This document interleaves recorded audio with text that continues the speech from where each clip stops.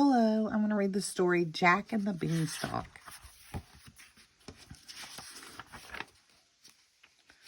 Once upon a time, there was a poor widow and her only son, Jack. Life was hard for them. At last, all Jack and his mother had left was their milking cow. One day, Jack's mother said sadly, "Jack, you must take the cow to the market and sell her. We have nothing left to eat." Jack loved his cow and didn't want to sell her, but he knew there was no other choice. So he set out early the next day for the market. On the way, Jack met a strange old man who offered him 5 beautiful rainbow-colored beans in exchange for the cow. "They're magic," the man said. Jack eagerly agreed to the trade. Jack ran home to show his mother the wonderful beans. But when he told her what had happened, she was very angry. "Trading a cow for 5 worthless beans?" she said. "Now we'll starve." She threw the beans out the window and they both went to bed hungry.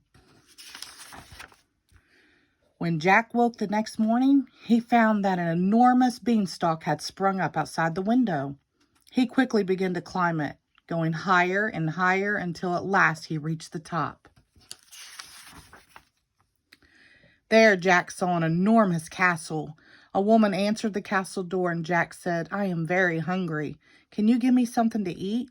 "No," said the woman. "Go away. My husband, the giant, will eat you." But Jack begged, and finally the giant's wife let him in. Just then they heard a loud thump, thump, thump. "He's coming," the woman cried. "Hide in the oven."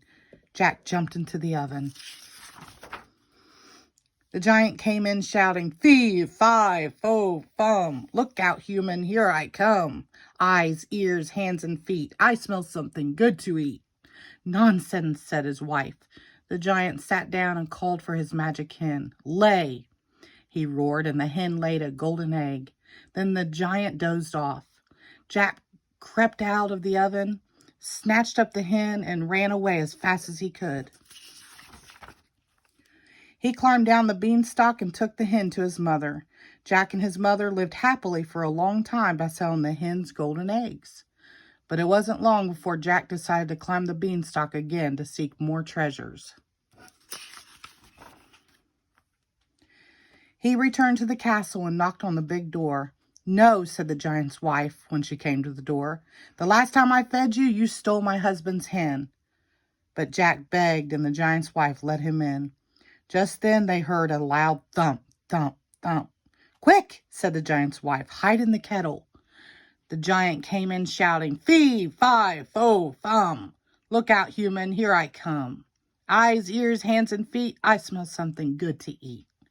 "You're always saying that," his wife replied. "Come eat your supper." After supper, the giant got out his enchanted harp. "Play," commanded the giant, and the golden harp began to play all by itself. After a while, the giant fell asleep, snoring loudly.